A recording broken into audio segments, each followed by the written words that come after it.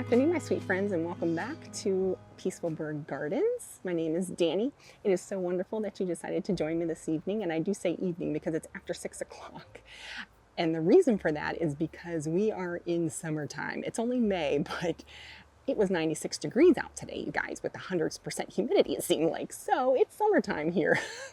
And I either have to get out here early morning or evening time. And I was supposed to get out here in the morning to do some work in the garden, but I have not one, not two, but three herniated discs in my back. And that can dictate my physical activity a lot of the times. Today was one of those days. So we're gonna have to push the garden work off until Friday when my sweetheart can actually come out here and help me with some things. But I thought I would get out here and give you a little update on the food forest, and hopefully, if I have time and I don't yak too much, I'll do a tour of the Florida native gardens in the front. And that, to be honest, was a little intimidating to me to think about actually doing, because we have so many plants up there that I was like, oh no, this is going to be a long video, number one, because there's just so much to talk about. But we'll see how it goes. I may actually not get to that this evening, full disclosure, because we are losing light kind of quickly. So I may have to get up in the morning and go out there and do the tour for you then. But I wanted to talk about the food forest for a few minutes and kind of talk about what's going great and maybe not so great. Well, it's all great, but you know, stuff happens. Stuff happens in the garden. Things die, and oh, the impermanence of it all.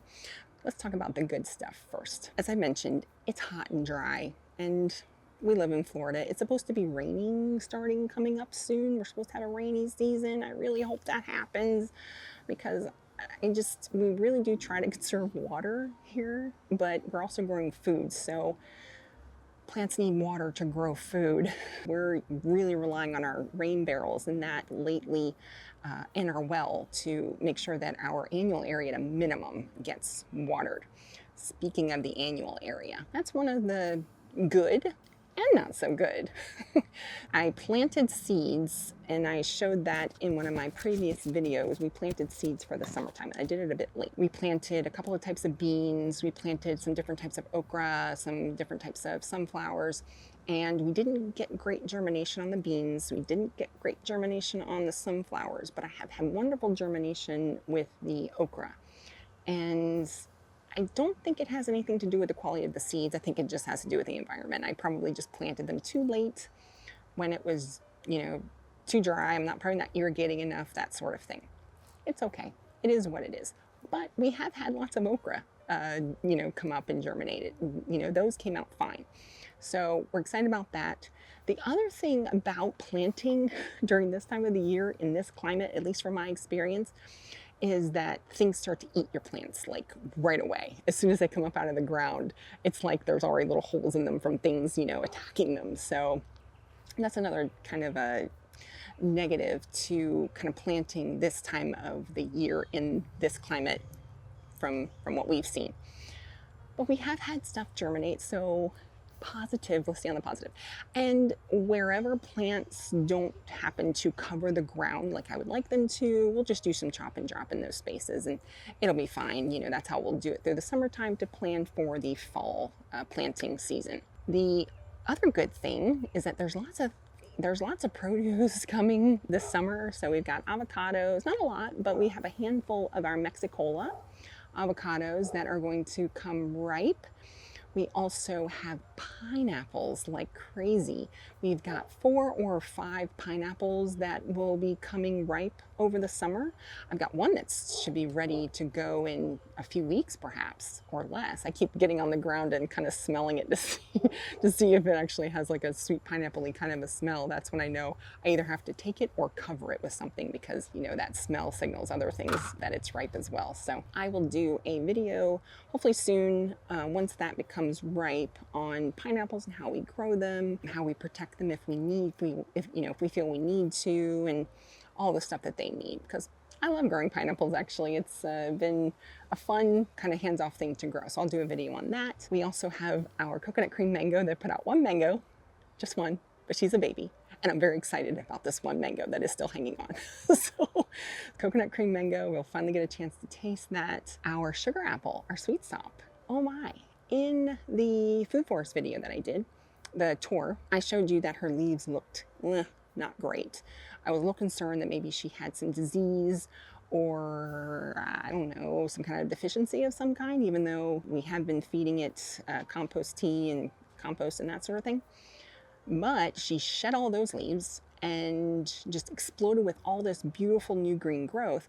And that growth, yeah, it's looking good. And she's loaded with flowers right now. So we might get some fruit off of our sugar apple sweet sop, another name for it, this year. Maybe not. Who knows? I'm just excited that she flowered at all. It's only the second, I want to say, yeah, 2 years. 2 years it's been in the ground and already flowering. So wonderful. The Barbados cherry and our Barbados cherry, all of them. So we have 1, 2, 3 Barbados cherry shrubs in the food forest. Oh, we have 2 in the food forest, 1 in the front native section because I just couldn't help myself but put some edible plants up there. When I ran out of room in the food forest, I threw a few up in the front because I have more space up there.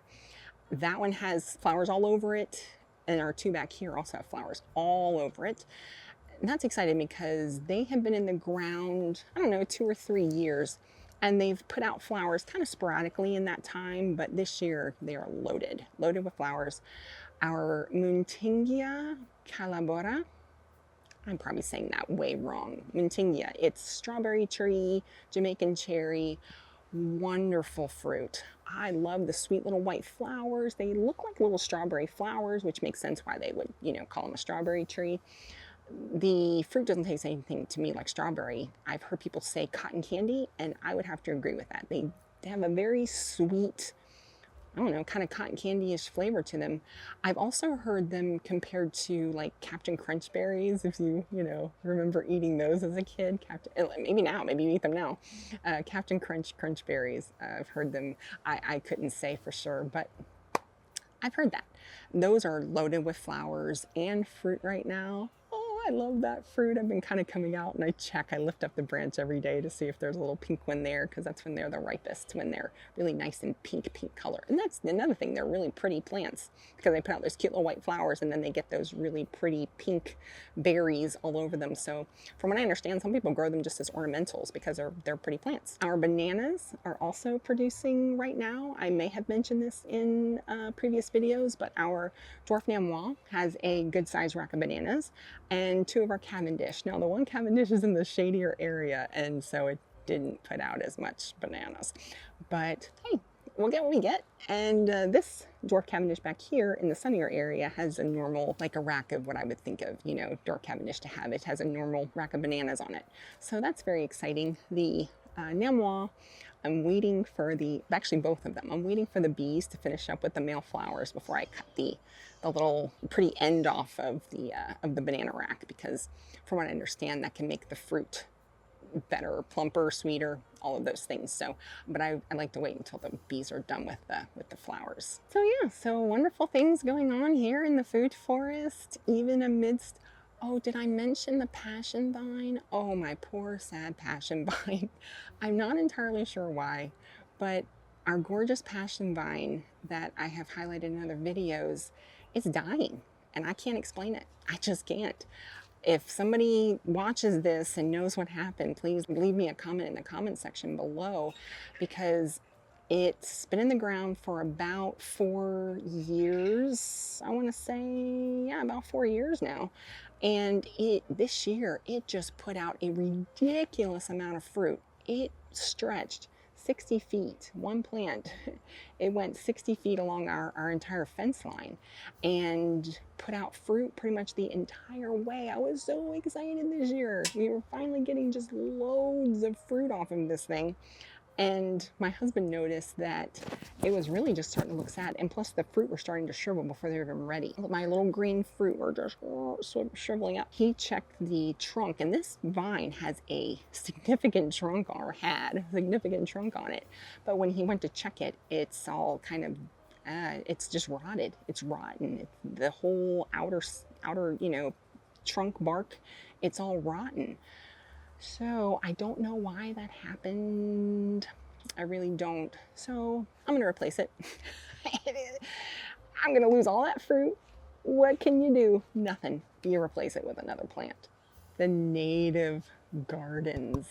So we, as I mentioned in a previous video, we gave a tour of the front native gardens as part of the Florida Native Plant Society's tour of homes that they do once a year. And that was so fun. The nice thing though about doing a tour that way is that I just kind of stood there and people walked around and just asked me questions if they had them. I wasn't talking about every single plant. Oh my. So doing this particular tour video for the channel was a little intimidating because I have so many plants up there. I'm not going to be able to talk about everything, and I may not even get to it this evening because I am losing sunlight very quickly. So I may have to get up in the morning and do the garden tour for you, but we'll see how it goes. Native plants. Why did we decide to turn our front yard into a native, Florida native specifically, wildlife habitat? Well, as I said, I'm an ecologist. I studied Florida natural areas, Florida ecosystems, Florida wildlife, and the relationships between wildlife and Florida natural areas, plants, that sort of thing. And I discovered that, you know, in all that time working in that field and doing that work, native plants are going extinct. Our natural areas are going extinct. The native plants that I have in the front up there, a lot of them are endangered species or threatened species. And if we lose our native plants, we may very well lose our wildlife. They have developed evolutionary relationships with native plants. And unfortunately, you just can't mimic that relationship with the exotic ornamental plants that you buy from the big box store. I'm not saying that bees don't visit those particular plants, but you're not going to get the insect biomass on an ornamental exotic plant that you get on a native plant like an oak tree. Oak trees can hold a ridiculous amount of insects that migratory birds absolutely rely on. So we need to stop cutting down our native trees in, you know, to replace them with, I don't know, Japanese blueberry. That was a recent one that I heard. Somebody took down a live oak tree to plant a Japanese exotic tree. It's sad. It's very, really sad because from my research, from other scientists' research, the birds, when they are migrating through, they're depending on the fruit from the native plants to be here, and it's not because we're not planting them anymore. We're getting stuff from Lowe's, Home Depot, whatever nursery that's a non-native plant nursery. That's what we're planting. We're planting crepe myrtles. We're planting dwarf scheffeleras. We're planting camphor trees. We're planting all of these other, sometimes invasive plants in lieu of wonderful, beautiful, beneficial native plants. And I think it's a PR problem on the part of native plants. I think it's an education problem on the part of native plants. People don't really understand native plants. They don't understand how beautiful they can be, how hands-off, how they don't need a lot of water and input, how they do not need a lot of fertilizer because they have developed those evolutionary relationships, like I mentioned, with the microbes in the soil. So I started planting natives because I felt like that was important to do to help provide for wildlife like birds, solitary bees, butterflies, the macro and the micro butterflies, the little skippers and moths and beetles and fill in the blank of insects that we support here at Peaceful Bird Gardens. Native plants are wonderful because, as I mentioned, once you get them established, they're very hands-off. All I have to do up there at this point is blow off the driveway and the sidewalk and do a little bit of pruning here and there. And then I throw some mulch down like once a year once the oak tree has dropped all of her leaves. This year it was a lot of anthers, a lot of pollen anthers that I had to keep up with. But I don't do a whole lot out there. I just don't. And it's really beautiful. It's thriving. The butterfly population, the pollinator population in general, and the birds have just exploded over the short amount of time that we've had that habitat in up there. And you do not have to plant an entire habitat like we have done. Just adding in some wildflowers, some native shrubs, some smaller dooryard trees in a small space, incorporated into your existing landscape, that can be very beneficial. That can really, really help with our local wildlife population. And again, they're really beautiful plants, so please get to know them. They're very rare, you guys. You can own a piece of, you can own a plant that you can only find in like 3 counties in Florida.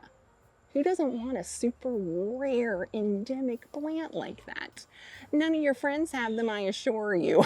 So you can have something super cool, really beautiful, and really rare in your own spaces. It's wonderful. And it's really cool to learn about them too, because they all have these really interesting characteristics, and some of them are edible, some are evergreen, others lose their leaves. Winged sumac gets this really beautiful burnished coloration in the fall. It's like one of our only plants that actually turn colors in the fall here in zone 10A.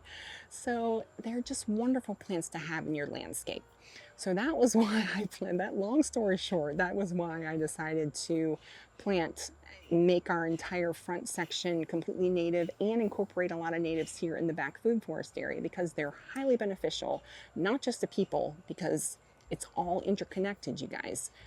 We are interconnected with nature. We can't get away from that. I hate to break it to you. It's very beneficial for the wildlife, but also very beneficial for people as well. I originally wanted to create a natural area similar to one of my favorite habitats or ecosystems here in Florida. It's the pine flatwoods. Now, in this particular area, historically speaking, we are sitting on what used to be a combination of pine flatwoods and scrub habitat. So there's no clear defined, categories in nature. That's what humans do that. But up here, we did have a combination of pine flatwoods and scrub habitat. I studied habitat restoration, but when I was trying to use a specific natural area as a reference point for restoring my little ecosystem, it felt so constraining. I have such a small space. It just wasn't really realistic. I mean, I'm sure I probably could have given it a shot, but I didn't have a pine tree on my property at the time. And so I went with what I had. I had a live oak tree. So I went with that. I had other oak trees, so I went with that. We went with biodiversity instead of trying to mimic one very specific habitat or natural area in Florida. I don't know if you realize that, but we are broken up in Florida into different habitats. We are so diverse here, or we once were. Now we're developing like crazy. But at one time we had pine flatwoods, sand hills, we had scrub habitat, we had mesic flatwoods, we had oak hammocks, we had pine rocklands. We still have a lot of those habitats. They still exist. We have wet prairie, dry prairie, coastal dune natural areas, and I will leave a link in the description below if anyone's interested in learning more about that. There's a website. It's called Florida Natural Areas Inventory, FNAI.org.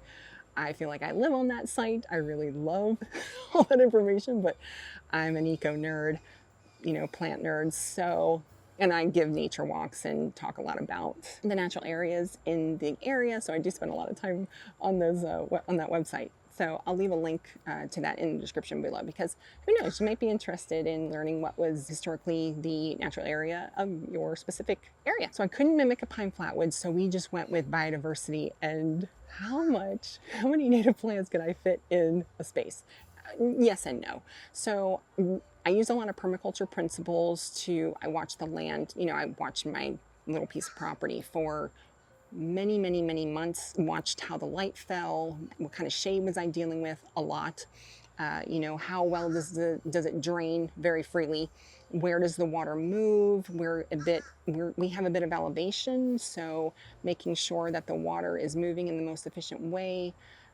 A lot of that went into how I designed the front, native habitat. And then I created little pathways and little seating areas, and I wanted just to be like a meandering kind of a feel to it, almost like a park feel. And so I just went with my instincts of, looking at natural areas and kind of trying to mimic a kind of a woodland kind of a situation. And so that's what I did. And I took plants that were appropriate for this area and put them either in the shade that they like or the full sun that they prefer. And also, whenever I happened to see a cool plant at Wilcox, which is my favorite native plant nursery, I was like, oh, where can I fit you? And then that happened too. Every once in a while I'd be like, oh my God, that one's just really cool. Where can I fit it? So that also happened. And I have coastal plants up there. This isn't necessarily a coastal habitat. It's not a coastal habitat at all. I also have South Florida plants like my Canella winterana, that's the cinnamon bark or the wild cinnamon tree that I'll show you. It's one of the first plants I'll probably show you. That's a South Florida plant. The cocoplums are kind of central South Florida. They're very coastal. Let's see, the grayleaf tea bush, that's also a South Florida plant. The sky blue cluster vine, that's also a South Florida plant. So I just went with, the biodiversity, what would actually grow in my space. And we've had a lot of failures. I tried to grow oak leaf hydrangeas. Nope. I tried 6 of them. I tried to ring them around my oak tree. They preferred just a little bit of shade, from my understanding. They did not like this habitat whatsoever. They just, I don't know if it was them or the oak tree that said no, because some oak trees can be allelopathic. But the oak leaf hydrangeas just did not survive. And so I'm very bummed out to say that was something that just didn't do really well up there. Also, I have wild blueberries, which are native. I have the shiny blueberry and also the scrub blueberry. I believe I only have shiny blueberry left because, again, we are very conservative with the watering, especially up front there. Blueberries are not drought tolerant. That was a mistake on my part. I really wanted the wild native blueberries because they're an edible, and I'm just fascinated with edible plants. They just didn't work out because I wasn't babying them. And I'm not really going to baby a whole lot that's going on up there. So we have lost some plants. People ask me that. When they see it in its full glory, it's like, wow, and it's like, yeah, you don't know how much we lost along the way. So, it happens. It just does. Some plants, you think they're going to be perfect, and you put them in the right situation, and then it's not perfect, and it's not the right situation. Even if it's, if it seems like that is the perfect habitat for that plant, it isn't. They just decide, no, I just don't want to be here. So that happens. The thing about having so many plants up there is that I simply can't talk about every single one of them in depth. I'm going to have to kind of go through it fairly quickly. So if there's a specific plant that you're interested in knowing more about, please leave me a comment and I will try to highlight that plant in a future video or just do a whole separate video on that very specific plant. But I highly encourage you, highly encourage you to get into natives, get into native plants, support your wildlife. You just cannot support wildlife with exotic big box plants like you can with native plants. They just don't have the same relationship, and it makes sense. It makes sense. Native plants have been here for millennia, and they've had that time to evolve to those particular plants. We've started changing the landscape here in Florida quite significantly beginning, well, it was before that, but I'm going to say the 40s and 50s, things really started to change around here as far as development is concerned. And developers were putting in tropical plants because when people came to Florida, that's what they expected or they wanted. They, wanted to be near the tropics, or they felt like they were in the tropics, so they wanted the plants to reflect that. But we're not tropical, at least not yet. So try to go with natural Florida and see how beautiful that can be. All right, my sweet friends, let's go take a look at some native plants.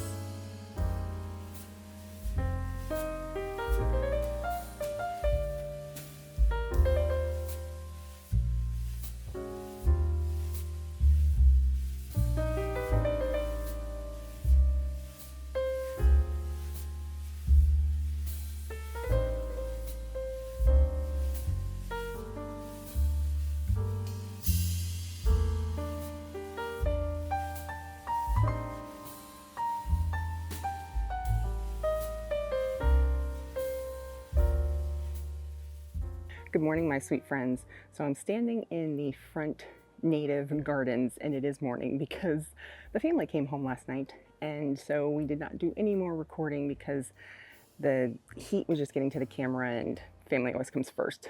So it is morning.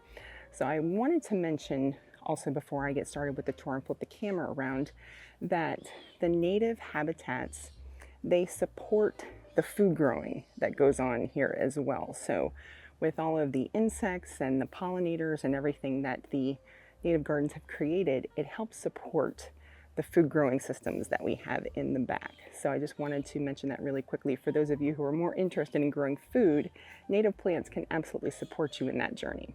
So let's flip the camera around and talk about some natives. So it's a little bit tight in this back corner area that leads back into our food forest area in the back gardens. But this beautiful plant, as we just walk out the door or out the back gate here, is Canella winterana. This is cinnamon bark or wild cinnamon. And I'm not going to be able to say every single scientific name of a plant that I mentioned, so I'll put it up on the screen so that you can have that. I know their scientific names are just really difficult to pronounce sometimes. So this particular plant is evergreen. It has this really beautiful glossy foliage. They get these really sweet little red flowers that I don't know if I can reach, so I'll try and show a separate picture of those because it's a little dark in this back corner, but she's flowering right now and they get these cute little red flowers. So this was one of the very first trees that we planted when we originally started the native garden system, because the native garden systems actually came first, and then coffee plants doing gorgeous over here in the shade. They actually prefer a bit of shade. So, and they are flowering prolifically right now. I actually have a video on dwarf shiny coffee, so look for that. But this is a pollinator powerhouse right here, people. It is. The pollinators absolutely love this plant, and all different types of pollinators. So this wall of green right here, this is the back wall to an arbor that we built to go over top of a bench. So this is a mix. This is red tip cocoplum, gorgeous plant. It's native central to South Florida and then into the Caribbean and Central and South America, I want to say. Absolutely gorgeous. This is a wonderful screening plant if you need a hedge as like a screen. They grow relatively quickly and they're evergreen. They put out not very showy, but lovely little white clusters of flowers, and then those become fruit. And I even have some food growing in the front section. So that's a blueberry. That's just a cultivated blueberry plant right there. It's not a native specifically. And then I've got little blackberries because we've got blackberries growing back in here in the front native section. I think I mentioned that I ran out of room in the food forest, so I just threw some edible plants up here. So there's a blackberry growing there. But I've also got Southern Home grapes growing, sharing this arbor as well. And as we come around the corner down the path, you'll see the row of coffee that we have here. And they are a little drought stressed because it has been so droughty. We've been supplementing with water, but again, we do that on the minimum. So over here we have our really beautiful Morris rubra. So this is our red mulberry tree, and I pruned her to keep her small. So this is a native mulberry, and you can see these in Pinellas County if you go to like Philippi Park. So I'll try to back up and give a better vantage point. But again, as I said, it's a little tight in here. And something that I didn't mention that is going good in the garden are the grapes. We've got grapes going like crazy in the back, and they're starting to plump up and get ripe. So we've also got grapes up here in the front as well. So that's what's going on. That's another good thing going on in the garden, that the grapes are coming ripe. And we've had blackberries as well. Blackberries here. Blackberries. Ooh, I need to harvest some of these blackberries. So yeah, this sweet little plant here, this is tropical sage. This is a fantastic, easy, just wonderful pollinator plant. These sweet little flowers. So this is the red version. You can get white or pink. So this is Salvia coccinea. This grows in part shade. I've seen it growing in full shade. It gets a little more leggy in full shade, but these seeds that they drop they are just prolific. They just reseed all over the place. I take plants to the Florida Native Plant Society meetings to share, and this is the one that I seem to always have, especially in the springtime. So they also hybridize with each other. So sometimes if you have a pink, a white, and a red, they will hybridize, and in future generations, you'll get these really cool sunset colors. This plant right here, this is Melanthera nivea. This is salt and pepper squarestem or snowy squarestem. This plant is a bit weedy. It also reseeds very easily in most situations. We have noticed that it doesn't reseed as prolifically here with the mulch, but I have had it reseed. So I've transplanted little babies around. This is covered in pollinators all the time, and it pretty much flowers all year long. It does get quite large. I guess this one is about 4 feet tall and about that same width. It has very rough foliage, kind of sandpapery feeling. So it's very drought tolerant, grows in sandy soil. These would just pop up in the gravel out at Wilcox Nursery, where I get all of my native plants, by the way. And I'll leave a link in the description for where you can get native plants. And if you're interested and you don't live in this particular area, I'll leave a link to resources for natives that you can find in your own area. This is dotted horsemint.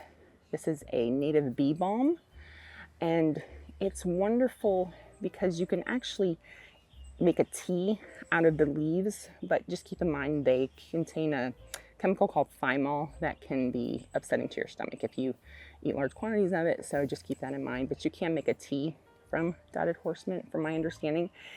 To me, it's kind of like oregano. It has kind of that oregano smell and taste to it. But again, gorgeous purplish colored flowers. I want to say late summer into fall, and the crazy number of pollinators that are on these flowers is just always amazing to me. And we get these gorgeous wasps that show up, these black and white kind of striped wasps that I just absolutely enjoy watching. This is Camphorweed, and she hasn't flowered yet. Oh, there's a little ladybug on the Camphorweed. So I absolutely love Camphorweed. It's a yellow wildflower-ish looking aster flower. I love asters, and this is getting ready to bloom. It blooms summer through fall. So I like to have a good variety of flowering plants that flower throughout the year to support the most wildlife, the most pollinators. So that is Camphorweed, and she's got all kinds of little ladybugs all over. That's mainly because of this hibiscus right here, because this hibiscus is just loaded with whiteflies and ladybugs because of the aphids and the whiteflies that are attracted to it. So not a big deal though. Let me take a wide angle view. If you can see that without the sun being too crazy. That is the red mulberry. They can get quite large. They can get 30 to 50 feet, I want to say, at the top end of their range, but they can handle a wide variety of conditions. Ours is growing in sandy loam soil, not a lot of irrigation. They put out pretty large fruit that are quite tasty, and I'll try and do a separate video on just red mulberries because I do love them so much. Along this wall is our coastal allamanda, and she's got a sweet little flower right there that's probably gonna fall. Yes, it did, it fell. It came off. So coastal allamanda, and it's doing okay here. As I mentioned, I have some coastal plants in the garden, and she's got other little buds that are getting ready to open. So this is a coastal plant, hence the name, but I just love these types of flowers, so I just had to have it. And it's doing pretty well here, sharing the trellis with the Jessamine. So Jessamine is right next door. And I did a video on Jessamine not long ago, so look for that video. Wonderful bird plant, pollinator plant for the winter time, because it blooms in the winter, and there are so many little birds in here, you guys, so there's just going to be bird song like crazy. All right, over here, more tropical sage. I have more melanthera. I also have blue curls that you can see, and I'll try to walk around and show you those. Some of the plants look drought stressed because they just are. So something else that I have in here that's really interesting is the trailing porterweed, and I'll see if I can get a better picture of that. So this is trailing porterweed, and this is our native porterweed. The upright porterweed is invasive. The tall porterweed is invasive.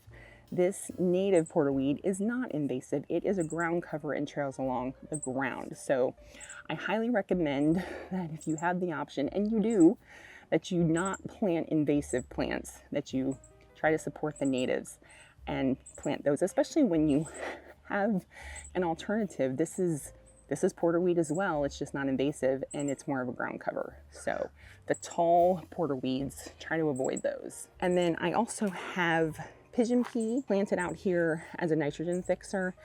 The native plants do not need fertilization because, as I've mentioned, they have developed evolutionary relationships with the soil microbes, so they're very efficient at getting nutrients in poor soils. But I thought, what the heck, why not experiment and see how this goes? And so far it's been pretty good. I can't complain. The plants seem to respond well to it. And then we get to harvest the beans to use as a food source. So I hear a little baby cardinal. I also have a scarlet beauty plum tree out here. This is a non-native, but again, like I said, I threw some food plants out here, and we actually got, I don't know, half a dozen plums off of that tiny little baby tree this year. And we expect great things in the future. She's just doing beautifully. This is a fiddlewood, and this is just such a wonderful ornamental tree. It's evergreen. I'm keeping ours quite small. They like to kind of grow up as a shrub with lots of shoots and that, but I bought ours as a standard, and I've been pretty much keeping it that way. And they have these sweet little flower clusters that form. They're just wonderful, wonderful plants, very ornamental. The flowers are lightly fragrant, and then they put out berries that the birds love to eat. Just a beautifully decorative little dooryard tree. They can get large. They can get 25 feet, I believe, but you don't have to go along with that program. You can absolutely keep them small, but this one's just getting ready to flower quite a lot. So I just love these. They're just beautiful. And the pollinators love them too. This sweet little plant that I forgot to mention, this is Starry rosin flower, and I planted this, I want to say, one of the first plants that we planted 4 or 5 years ago. This is the exact same plant. I mean, you know, it comes and goes, but I haven't replanted this since it's been in the ground. And it just flowers constantly. These are a little sad looking because, again, we've been dealing with drought, and that doesn't, you know, equate to awesome prolific flowering. But she pretty much flowers all the time. They have very rough, kind of sandpapery leaves. They are quite drought tolerant. They can grow in, this is somewhat shady over here, and she still flowers like crazy. I have one down by our mailbox. It's also in quite a bit of shade, and it flowers beautifully down there. So Starry rosin flower, they can handle full sun, but they can also grow and flower wonderfully in shady environments. And stuck in here. This is, it's a little shady in here, so it'll be interesting to, hopefully you can see this all right. But tucked in, nestled in with the beautyberries is a standard Simpson Stopper. And she's looking really beautiful this year. She is flowering a little, though not as prolifically as my other Simpson Stopper that I'll show you next to the garage that I did a video on. But I'm excited that she's flowering at all. So, because it's a little shadier in this space. And then the beautyberries. Oh my goodness, Calicarp americana. I love this plant so much. She has these wonderfully sweet pink flowers. And then as the flowers finish off, these haven't turned yet. These are still green, but they put out these gorgeous fuchsia berries. The leaves are interesting because they're actually somewhat aromatic. They have kind of an interesting smell to them. Can't quite put my finger on what it is. It's kind of musty smelling, but I think it's interesting. I cut these to the ground in the winter time. They are deciduous. They lose their leaves in the winter time. But then they do this. They've created quite this green wall for us here near our seating area. And they're just beautiful, beautiful plants and very, very beneficial to the wildlife. Birds love these berries. They're actually edible to people, the beautyberry berries.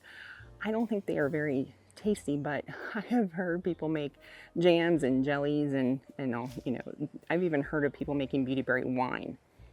So feel free to give that a try. Turn around and give you this perspective. So this is our seating area here in the shade.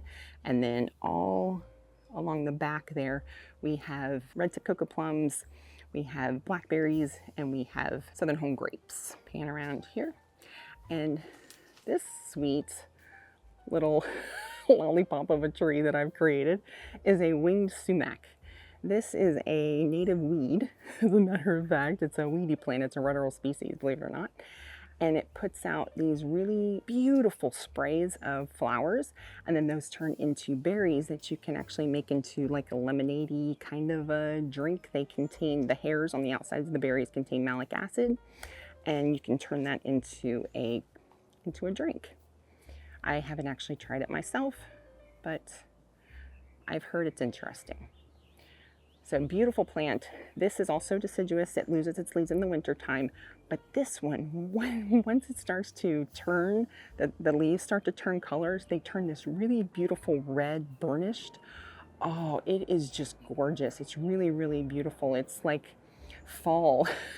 It's like fall here when this starts to turn, because we don't get those really pretty fall colors that the rest of the country does here in Central Florida, Zone 10A, I assure you. So let's keep on going here. And I did a video on this beauty. This is, and she's starting to, this is drought stress right here, you guys, this dieback here. So this is our sky blue cluster vine. I absolutely, Jacqueline pentanthus, I want to say is the scientific name, and I'll put that up on the screen for you. So I did a video on this one. She's pretty much done flowering at this point because we're almost to June, but still an absolutely gorgeous plant just to have in the landscape. This beauty right here, this is Frostweed. This is one of my absolute favorite. I'm going to say that probably about 5,000 times. Look at the butterflies going. Look at them. Look at them. Oh, they're so sweet. We have so many Gulf fritillaries. So this is a fantastic native wildflower. They call it Frostweed because if there does happen to be a frost, this exudes sap and like a substance out of its tissues, and as it freezes, it can frost over, and as it gets cold, it looks like frost, from my understanding. I've never actually seen this in person, but from what I understand, it's really pretty. And they have these gorgeous ruffled stems and petioles. Oh my goodness, they're just beautiful. And then they put out large sprays of white flowers towards the fall winter time frame. I just absolutely love them. They get really, really tall, and I'll try and show you an example of that. Oh yeah, this huge shrub here, and I'll try to get a different perspective because, as I mentioned, it's a little tight in here. This shrub right here, this is our native lantana. This is Lantana depressa, Pineland lantana, and I'll put the scientific name up on the screen for you. This is our native. The Strigo chimera, the multicolored lantana that you see at all the big box stores, is an invasive. It is a highly, highly invasive plant, even if you keep it in a pot. Because I've had clients tell me that, oh, Dani, I just keep it in a pot. It's not the roots that are invasive, my sweet friends, it's the seeds. So if the birds get a hold of the seeds, if it's out in the open, they're going to spread it. And this can absolutely push out native plants in their habitat that are struggling because these come in and tend to colonize and take over. Not these, the Strigochimera lantana variety that you get at the big box store. So we have multiple lantanas that are native.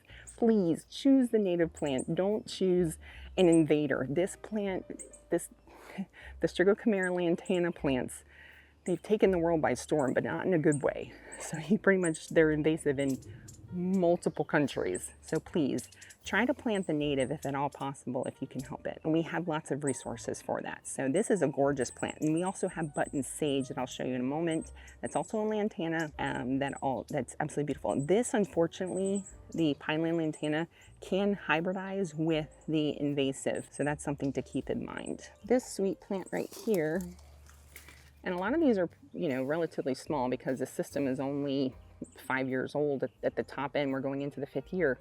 This is white indigo berry, and I will hopefully show you a better example over in the other section of the native gardens. But this is a gorgeous evergreen plant. It can get somewhat large, but you can prune them to keep them small and in a smaller form. But they put out these cute little white flowers that turn into berries that start out green but then become white. And it's just again, I'm all about the birds and the pollinators. So we're supporting a lot of pollinators and a lot of birds with these particular plants because native plants, they carry a ridiculous insect biomass. Oh, I love Firebush. This is Firebush. Oh my goodness, Camellia patens. Now, unfortunately, there are some imposters out there. They're hybrids. So I always try to encourage people, look for the plants that have an arrangement of 3 at the tips. That's one of the ways you can tell that it's native. It's gotten a little bit muddy with the different varieties that they have out there now. So that's one thing to look for. And also the flowers of the natives are slightly different from the hybrids. So there is a variety out there called compacta. There's others, but there is a variety out there. It's called compacta. It's supposedly a dwarf. It's not. It's absolutely not. It grows the exact same size, exact same width, exact same density, same leaves as the native. So why not just go with the native? In my experience, the butterflies, particularly the cloudless sulfurs, absolutely love Firebush. So do the hummingbirds. This is one of the things that draws the hummingbirds into our space. And then the birds absolutely love the berries. I've tried them and they are terrible. They taste awful in my own experience, in my personal opinion. So, and then behind that, I have another winged sumac. So we have 2 winged sumacs in the garden because I like weeds. I think weeds are awesome. Barbados cherry. I just couldn't help myself. So we have multiple species of bunch grasses. This, I believe, is bushy blue stem, I want to say, but don't quote me on that. I am not a grass expert by any stretch of the imagination. We also have native palms in the garden. So this is a silver saw. I absolutely love our native palmettos. I'll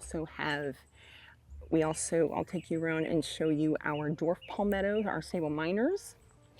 This is Fakahatchee grass. This is the regular size Fakahatchee grass. And this is wonderful for our rabbits, our eastern cottontail rabbits. So they tend to, and the birds too, a lot of little birds will scurry up underneath of there and use it as shelter, but our eastern cottontail rabbits use this as shelter and will just kind of nestle up in there. In the past, we've had little baby bunnies. We've had little baby rabbit families in our grasses. And then we've got coonties. I love coonties. This is a goldenrod. I want to say Chapman's. I believe this is Chapman's goldenrod. Let me get a little closer so you can see that. So that's Chapman's goldenrod in there. More frostweed because I just love frostweed. I wonder if I can get a picture of Big Mama. So this is our, I've probably gotten a better vantage point of it. This is our live oak tree. This is Mother. And she is why we bought the house. Live oaks are one of my absolute favorite plants in the whole world. I find them to be absolutely gorgeous. So we have ground covers. So when I designed this system, I thought about everything from the ground cover layer to the herbaceous shrub layer to grasses, to vines, to small dooryard trees, to canopy trees. So I was trying to cover every layer. The only difficulty that I had out here was the tubers under the ground layer, because we have them here in Florida. We do have native ones, but they're a little difficult to grow in this particular system. But we do have them, and some of them are even edible. So over here, we've got native grape, and I didn't plant this. This just kind of showed up. This is Vitis rotundifolia, and she's trying to climb over my little starry rosin flower that's coming up right here. So I really love native grape. It's a muscadine, and we use it as a ground cover out here. It goes dormant in the winter time, but then it puts out, you know, lovely little flowers that are wind pollinated, and then there's fruit. And I really love muscadines. So another pigeon pea, cooties. This is button sage. So this is another lantana. Hello, sweetness, and the butterfly. So these, I'll try and show a close-up of this. These sweet little berries here, they're purple. They come after the cute little lantana flowers, and I don't see any right offhand, but oh, there we go. I don't know if you can see that. I'll have to show a close-up, but they really do have those characteristic lantana flowers. These are just pink. These are more pinky white-ish in color. This forms another very large shrub. And yeah, this is our right-of-way. This is the right-of-way. That was a gamble. Planting in the right-of-way is a gamble because technically speaking, it doesn't belong to us. And the city or county could come through and do work or whatever and completely rip out my plants. But I took the chance because, and I'm glad I did, because it's really beautiful. It really, really is. We've got ground covers out here, more porterweed, more fakahatchee grass, sweet little button sage lantana. This is Lantana involucrata, and it has that distinctive kind of a musty lantana smell to it. And I live in a neighborhood, you guys, so you'll have to forgive me. So we have other coffees up here. This is Bahama. This is Bahama coffee. And it took them a while to become established and figure it out, but they've finally settled in after a year. So we have, I don't know, 3 or 4 of the Bahama coffee. Wonderful coffee plant. These are a smaller growing plant than the dwarf shiny coffee. They put out very similar leaves, not as large, not as shiny, very similar flowers. Again, they're a wild coffee type. And then they put out berries that the birds really like. This, I get a lot of questions about because people assume that it's poison ivy. It's not. This is a native vine. This is Parthenocissus. This is Virginia creeper. And again, I have it growing up, as you can see. I have it growing up the oak tree here. And let me go inside of there and show you, because I believe it's flowering right now. And yep. So, I don't know if you can see that, but they put out these sweet little flower clusters that actually solitary bees. I see lots of solitary bees, which are endangered. The honeybees that you see around, you guys, those are non-native. They're non-native, and in some places they're considered invasive. The European honeybees that you see, that are so cute, and I love them too, but they are non-native. So these actually attract our endangered solitary bees. And then once these flowers are finished, you know the rest of the story. They put out berries that the birds really love. So this is a wonderful weed. We didn't plant this either. Now this can get out of hand. We have to keep this one in check. Otherwise it'll just climb over everything and take over the garden. But I do allow it to be here because it's, you know, it's beautiful, it's wonderful, a wildlife plant, and it's native, and it's drought tolerant. So, oh, we had a branch come down. I'll have to take care of that. Oh, a couple of branches came down. It happens. Ground covers. St. Andrew's cross. I cannot believe it's growing in here. This is actually more of a, yeah, it's more of a scrub or a sandhill plant, St. Andrew's cross, but it was one of those that, oh, can I grow that in my habitat? Because I just really like the plant. It has these cute little yellow flowers, but anyway, we'll see. We'll see how it's only the second year in the ground, so we'll see how it goes. Wild lime baby, and she's flowering. So wild lime, it's pokey. It's exactly what it sounds like. It is a native citrus. As you can see, the leaves are very characteristic of citrus. They even smell citrusy, similar to like an orange or a grapefruit. And this is a host plant. That's why, one of the reasons why I planted it. It's a host plant for swallowtails, swallowtail butterflies.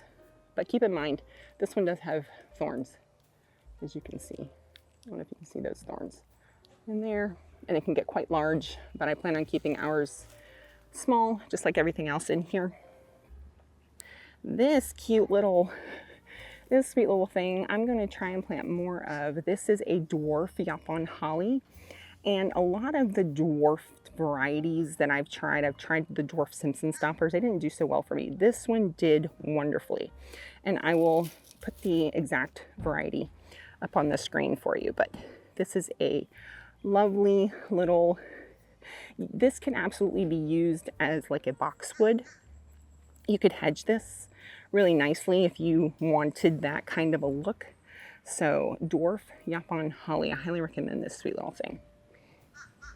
So we've got sable minor. Sable minor, they've been doing beautifully. So we've got sable minors growing, one of my absolute favorites.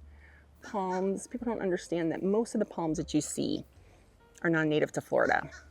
They're ornamentals, they're tropical. This is a native, and it's absolutely fantastic because these little strings here, the birds will use these to build nests.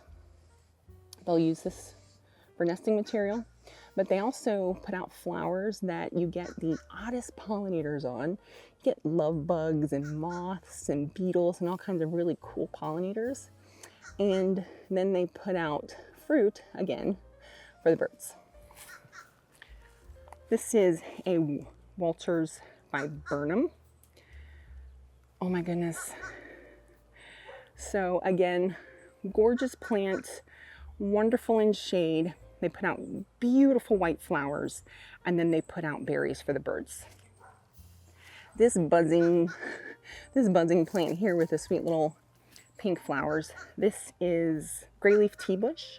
It's actually a South Florida plant. This actually is, you find this more in coastal South Florida, but I had to have it because of the pollinator craziness. And you come over here and you just kind of get quiet because, oh my goodness, you just get the coolest little bees and butterflies all over it. And the flowers pretty much constantly for us all year long. And it has this really interesting kind of blue, gray, green foliage on it. It is evergreen. And I can't tell you that I've ever noticed the flowers slowing down for us. They just don't seem to slow down. So, oh, look at that little sweetheart right there. Oh my goodness. Beautiful, beautiful. Hi, as I mentioned, I have coastal plants. So this is Cocoplum uvifera. This is sea grape. I really love sea grapes.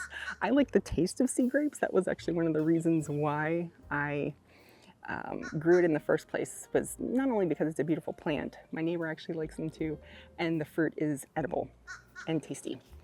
So I have a sweet little privet cassia right here, privet senna. This is a host plant for the cloudless sulfur butterflies. It's just a little baby, but she'll be big in no time. This is seaside goldenrod, Solidago sempervirens. Wonderfully beautiful plant. It comes back every year, and then at the terminal ends of the plant, they put out these really beautiful yellow sprays of flowers. And then I have a Dahoon, I want to say. I actually won this at a Native Plant Society meeting. She's not doing great. in this section. It's droughty, you guys, and we've been trying to supplement her with water as much as we can, but holly plants really love moist conditions, so that was a bit of a gamble. And then back there we have, so I have, don't do this, just don't do this, the same mistake Dani did. This is a water-loving plant. That's a drought-loving plant. I mean, you know, that can handle water. The necklace pod, I actually saw that growing at Eagle Lake Park, and I'm like, oh, well, if it can grow at Eagle Lake Park, it can grow in my habitat. So here it is. So I have a necklace pod growing right next door to a holly. Don't do that. Just don't do that. Don't make those same mistakes I did. We'll see how it goes. You know, I like to experiment, so we'll see. And then we have our false rosemary here.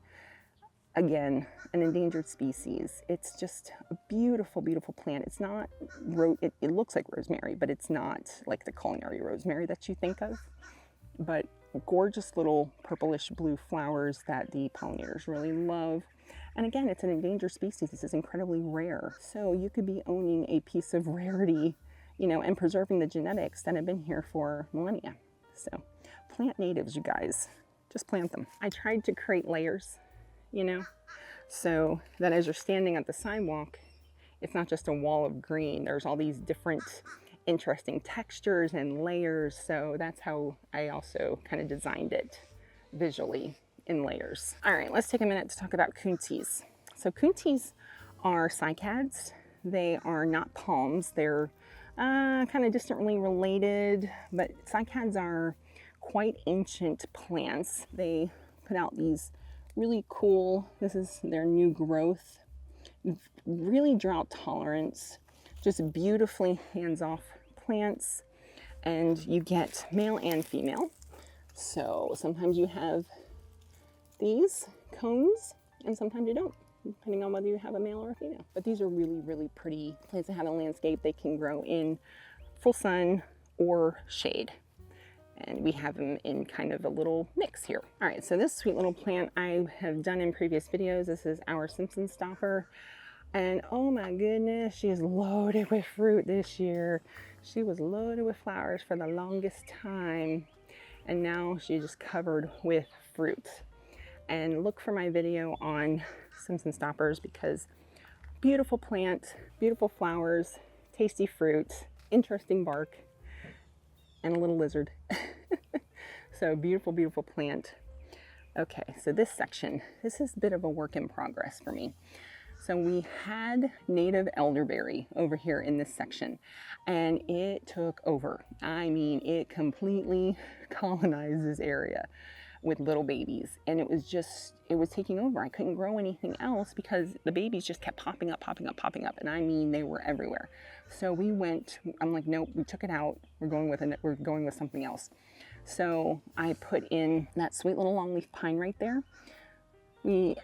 As I mentioned, this historically was pine flatwoods-ish scrub area. So I have a neighbor who has a longleaf pine in their yard, so I knew they would grow well here. We don't have enough longleaf pines in my opinion, so we're growing a longleaf pine. I've always wanted a longleaf pine, so now I have a little baby longleaf pine. I'm very excited about it.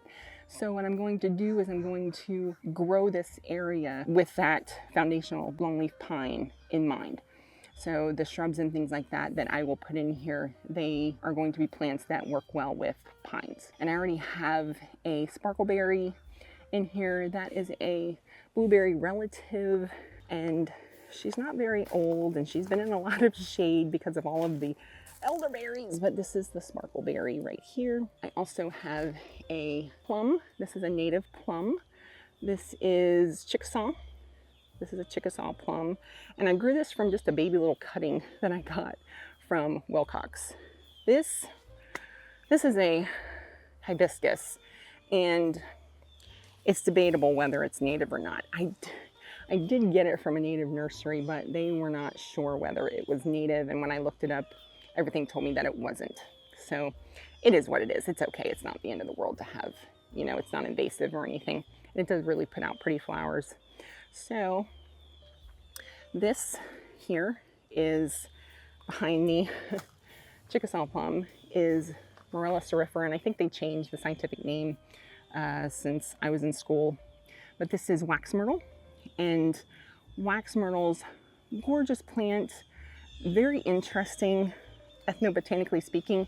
They use the berries, I want to say a really long time ago, to make candles. I watched a guy on YouTube make bayberry candles out of straight bayberry, which is another name for this, and I believe they have relatives that are also called bayberry. So the leaves they're aromatic. They smell I don't know, it's like, it's hard to describe, but it's very nice. The smell of the leaves, it's very aromatic. And the berries that it produces put out a waxy substance that people at one time would make candles out of. Now I think they just use it as an essential oil and use like soy wax or, you know, other types of wax instead. But yeah, wax myrtle. They prefer to grow near moist environments, but this one's been doing really well in our landscape. They do like to be kind of shrubby-ish in form, but because of the sight distance situation with our street, we're actually going to be standardizing this a little more and see how that goes. But there's a sweet little bird's nest in there. There's a mockingbird nest up in the tree. So that's a fantastic bird plant. A lot of these plants are wonderful bird plants, like my privet, Florida privet right there. They actually that's also more of a coastal plant. I've seen them growing at Honeymoon Island, but it's done really great for us here. It flowered and produced fruit this year. So it was loaded with privet berries. They're toxic. Don't eat those. They will not, yeah, don't eat them. They're terrible. And then we've got, it's not looking so great this time of the year. This is scorpion tail, wonderful pollinator plant. And I'll show a picture of the flowers. But they put out these sweet little flowers at the terminal here. And the pollinators, even though they're so tiny, the pollinators really love these flowers. And then I've got another gray leaf tea bush over here as well, because it's pretty sunny over here in the afternoon. And yes, I know there's an Everglades tomato that popped up that I was just like, whatever, you know, it's fine. We're gonna go with it. This is a better example of a white indigo berry. This is white indigo berry right here. Lovely evergreen foliage, cute little flowers, wonderful berries. And then we've got, this goes back to our garbage cans actually. So coffee plants, these are, there's another little Simpson Stopper baby right there. Again, Virginia creeper. And then my marlberries. I love marlberries. This one still has marlberry fruit on it. The marlberry fruit are absolutely edible. I think they're tasty, but this is another beautiful evergreen shrub that you can grow in a little bit of shade. They can handle shady environments, and you can prune them to keep them small, but we were looking for, like, you know, more of a screen along our property line here. And then this here, this is passion vine, but this is the edgeless variety. This is a non-native. It just absolutely took over our arbor that I built here up against the house. And we grow this for the fruit. Our other one in the back died, but this one, the caterpillars, the Gulf fritillaries. So this is a host plant for the Gulf fritillaries. They actually prefer the native maypop and the corky stem, and they just, in my experience, prefer the native varieties. But if this is what they have available, they will absolutely lay eggs on it. So gorgeous. That we got a huge fruit off of this last year. It's just, you know, it was just an odd thing that we got this gigantic fruit that looked like a dinosaur egg. It was fascinating. It didn't taste the greatest, but it was gigantic. This is Robinia humilis. This is rouge plant, and it's a wee little native. It's a wonderful little wildflower that can grow in more shady environments. Puts out sweet little pink flowers like this. And then they put out these really bright red berries that I don't see right offhand because the birds have been going to town because they've got lots of little babies to feed this time of the year. So, rouge plant, Bahama cassia. So this is Bahama cassia or Bahama senna. It is the host plant to the cloudless sulfur, the yellow, I call them pink lemonade butterflies. Fantastic, easy hands-off plant. Can grow in full sun. It prefers full sun, but it'll grow in shady environments. And then it puts out these seed pods after the sweet yellow flowers are finished, and you can actually grow them from seed. They grow relatively easily from seed. I have to talk about Bidens. So most people don't think of this as a gorgeous, you know, native landscape plant, and you know, it's all about your personal preferences, but I think they're sweet. This is a native. This is Biden's alba, beggar's tick, witch's nettle. I've heard it called all kinds of common names. The whole plant's edible, believe it or not. But the pollinators really, really love these sweet little yellow flowers. So I let a little bit of Biden's grow in the garden, but for the most part, it can be quite weedy. So we don't let it go crazy because these little seeds right here, oh, are they really good at getting around? So I try to pull them before they've completely gone to seed. And this beauty, right literally back by my garbage cans. Oh my gosh, that's Frostweed. Can you believe how tall it gets? I love that though. I love it. And they reseed prolifically. It's another plant that I'm taking a lot of them to the Florida Native Plant Society meetings because they just pop up everywhere and then I just repot them. So once you have a frostweed, you always have a frostweed. It's very similar to the Salvia coccinea, the tropical sage. Once you have it, you always have it. Okay, so this is a native ground cover. This is creeping sage or Salvia macella. This is a wonderful ground cover if you're looking to transition from grass in a shady environment or a part shade environment. This is fantastic. It just forms a beautiful carpet. You can't necessarily walk on it, but you can edge it a bit. So you could put this, you know, in a place where you might have little paths or stepping stones or something, and it, you know, could fill in and look really, really pretty. So this is a wonderful, it's aromatic, so it's very sage, kind of like. Some people think it smells like cat pee. I don't know about that, but it also puts out these sweet little purple bluish flowers that the pollinators like. And so many natives are host plants. So many natives. So you could really be supporting butterflies and the macro butterflies, the macro and the micro butterflies in your system by planting native plants and getting away from the exotic non-native plants that are not necessarily host plants. Oh, this is goldenrod. This is Solidago sempervirens. This is seaside goldenrod, and she's flowering. Oh, they're just beautiful, just gorgeous. When the sunlight hits that, it's just absolutely fantastic, absolutely beautiful. And then this sweet little daisy-looking flower. This is June sunflower, and this is another wonderful ground cover if you have a full sun situation. They're fairly drought tolerant. They do not need good soil whatsoever because they're a dune plant. They actually grow in just straight up sand. So if you have just one of those really harsh places where you just don't know what to grow, this sweet little plant can grow, I want to say 4 to 6 feet from the base. So yeah, this is a fantastic ground cover for full sun situations. All right, my sweet friends, I hope you enjoyed the tour of our front native gardens. As I mentioned, natives are going extinct. They're incredibly beneficial plants for helping our wildlife to continue, our birds, our pollinators. So please plant natives when you can. Stay away from the big box stores. Get to know your natives. Get to know your native nursery. There are wonderful people there that can help you, knowledgeable. So yeah, plant native plants. If you like this kind of content, my sweet friends, growing food in an urban environment, planting natives to support wildlife, come on the journey with us. Give us a like and subscribe, and I hope to see you again on another Peaceful Bird Gardens. Have a lovely afternoon.